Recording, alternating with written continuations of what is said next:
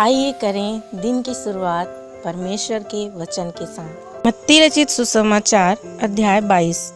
यीशु फिर उनसे दृष्टांतों में कहने लगा, स्वर्ग का राज्य उस राजा के समान है जिसने अपने पुत्र का विवाह किया और उसने अपने दासों को भेजा कि निमंत्रित लोगों को विवाह के भोज में बुलाए, परंतु उन्होंने आना न चाहा। फिर उसने और दासों को यह कहकर भेजा, निमंत्रित लोगों से कहो, देखो मैं भोज तैयार कर चुका हूँ, मेरे बैल और पले हुए पशु मारे गए हैं और सब कुछ तैयार है, विवाह के भोज में आओ।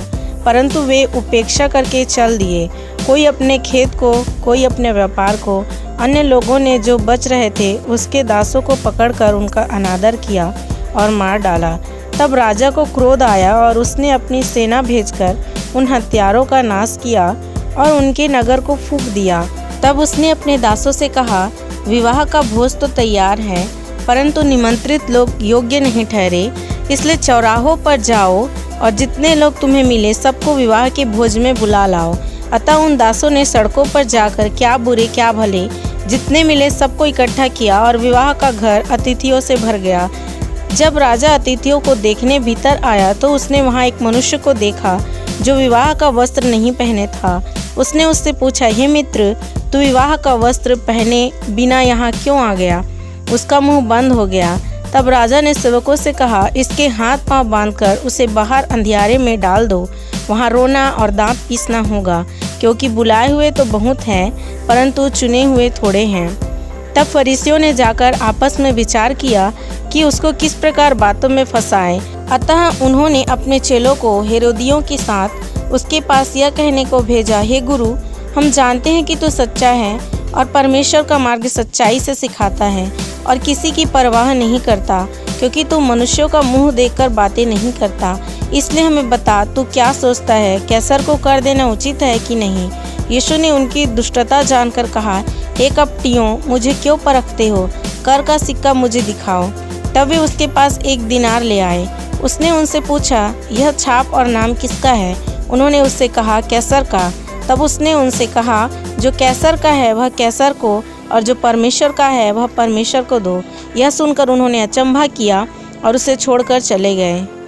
उसी दिन सदूकी, जो कहते हैं कि मरे हुओं का पुनरुत्थान है ही नहीं, उसके पास आए और उससे पूछा, हे गुरु, मूसा ने कहा था कि यदि कोई पुरुष बिना संतान मर जाए तो उसका भाई उसकी पत्नी से विवाह करके अपने भाई के लिए वंश उत्पन्न करे। अब हमारे यहाँ 7 भाई थे। पहला विवाह करके मर गया और संतान न होने के कारण अपनी पत्नी को अपने भाई के लिए छोड़ गया। इसी प्रकार दूसरे और तीसरे ने भी किया और 7 तक यही हुआ। सबके बाद वह स्त्री भी मर गई। अतः जी उठने पर वह उन 7 में से किसकी पत्नी होगी, क्योंकि वह सबकी पत्नी हो चुकी थी।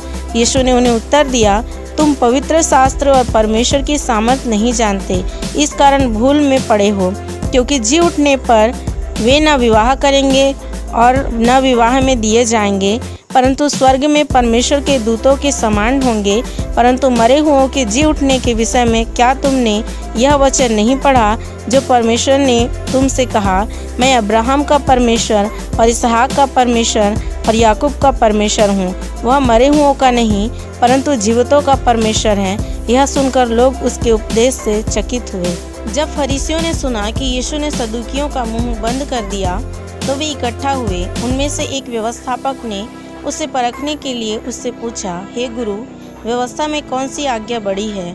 उसने उससे कहा, तू परमेश्वर अपने प्रभु से अपने सारे मन और अपने सारे प्राण और अपनी सारी बुद्धि के साथ प्रेम रख। बड़ी और मुख्य आज्ञा तो यही है, और उसी के समान यह दूसरी भी है कि तू अपने पड़ोसी से अपने समान प्रेम रख। ये ही 2 आज्ञाएं सारी व्यवस्था और भविष्यद्वक्ताओं का आधार हैं।